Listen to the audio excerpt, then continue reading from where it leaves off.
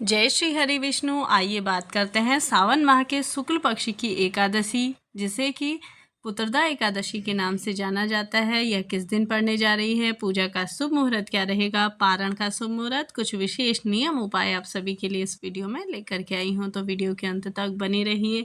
जैसा कि एकादशी व्रत करने से समस्त प्रकार के पापों से मुक्ति तो मिलती ही है, साथ ही साधक सभी सुखों को भोगकर अंत में मोक्ष को पाता है।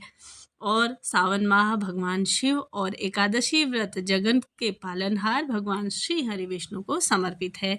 ऐसे में यह दिन हरिहर की कृपा पाने का सबसे सर्वश्रेष्ठ और उत्तम दिन है। और साथ ही पुत्रदा एकादशी, जो कि पुत्र प्राप्ति के लिए और पुत्र के सुखमय जीवन के लिए या उसके उज्जवल भविष्य के लिए किया जाने वाला सबसे विशेष व्रत है। एकादशी व्रत सबसे सर्वश्रेष्ठ व्रतों में से एक व्रत माना जाता है। चलिए बात करते हैं साल 2025 में एकादशी व्रत किस दिन करना है, तो आप सभी नोट करते हुए चलिए, स्क्रीन पे भी मैं लगा के दे रही हूँ।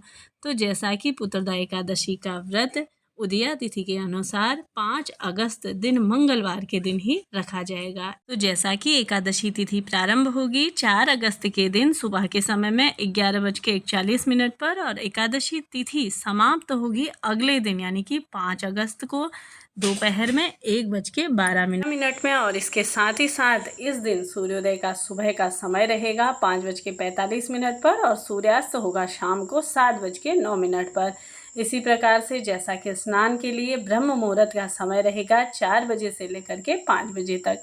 इस प्रकार से आप सभी को एकादशी का व्रत धारण करना है। पूर्ण रूप से आपको, जैसा कि 3 दिन का यह सर्वश्रेष्ठ व्रत माना जाता है, आपको 10वीं तिथि से ही एकादशी व्रत के नियम, जैसा कि 10वीं तिथि से प्रारंभ हो जाते हैं। 10वीं तिथि के दिन आप शुद्ध सात्विक भोजन ग्रहण करें और उसके बाद सुबह के समय में ब्रह्म मुहूर्त में जागने के बाद एकादशी के दिन विधि विधान से भगवान श्री हरि विष्णु का पूजन करिए। आप एक सुंदर सी चौकी लगा लीजिए, उसमें लाल पीले रंग का वस्त्र बिछा के आपको भगवान श्री हरि विष्णु का विशेष पूजन करना है। मौसमी फल इत्यादि, पीले रंग के फूल और पीले चंदन से उनको सुसज्जित और श्रृंगारित करिए। साथ ही आपको पंचामृत से इस दिन उन्हें स्नान आदि कराना है। साथ में आपको जो भी भोग स्वरूप, जो जैसा कि आप एकादशी तिथि पर खीर अवश्य से ही बनाइए, चाहे तो आप द्वादशी तिथि पर बना सकते हैं। पारण इसका आपको द्वादशी तिथि पर करना है।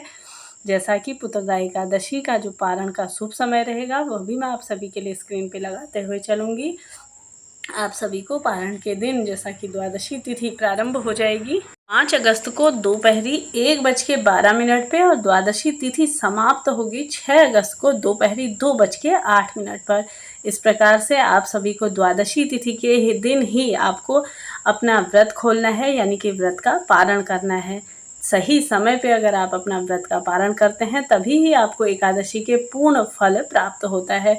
तो जैसा कि पुत्रदा एकादशी व्रत का पारण का शुभ समय रहेगा 6 अगस्त के दिन बुधवार को सुबह के समय में 5:45 से लेकर के 8:26 तक।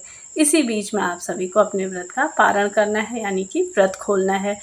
हो सके तो आप शुद्ध सात्विक भोजन बना के अपने पंडित जी को अपने घर पर बुला के भोजन करवाइए, नहीं तो आप एक समय का सूखा कच्चा अनाज, उसमें कुछ फल दक्षिणा और चावल ज़रूर से रखे उनके घर पर भिजवा दीजिए। साथ ही साथ आप सभी जो भी आपसे बन पाता है उसे आप सभी को, जैसा कि दान स्वरूप में भी आप वह चीज़ें दें जो आपकी इससे बन सकती हैं। जैसा कि आपकी क्षमता सामर्थ्य अनुसार जो आपसे बन पाए वह आप दान इत्यादि कर सकते हैं। अन्नदान, जैसा कि महादान है, तो आप वह भी कर सकते हैं। साथ ही साथ आप ज़रूरतमंदों को जो भी आपसे बन पाए वह सामग्री अवश्य से ही दान करनी चाहिए। इसके बाद एक अंश गौ माता को खिलाइए और जो भी आपने भोग स्वरूप में भगवान श्री हरि विष्णु जी को लगाया है उसे आपको प्रसाद स्वरूप में ग्रहण करने के बाद ही अपना व्रत यानी खोलना है। तो इस प्रकार से एकादशी व्रत के नियम हैं, आपको अवश्य से ही इस प्रकार से नियमों का पालन करना चाहिए। कथा अवश्य से सुननी चाहिए। मेरे चैनल पे आप सभी के लिए एकादशी की कथा और प्रतिदिन कथाएं डाली जाती हैं, इन्हें भी अवश्य से सुनिए और अपने जीवन को सुखमय सार्थक बनाइए। मिलते हैं नेक्स्ट वीडियो में, तब तक के लिए जय माता रानी, हर हर महादेव।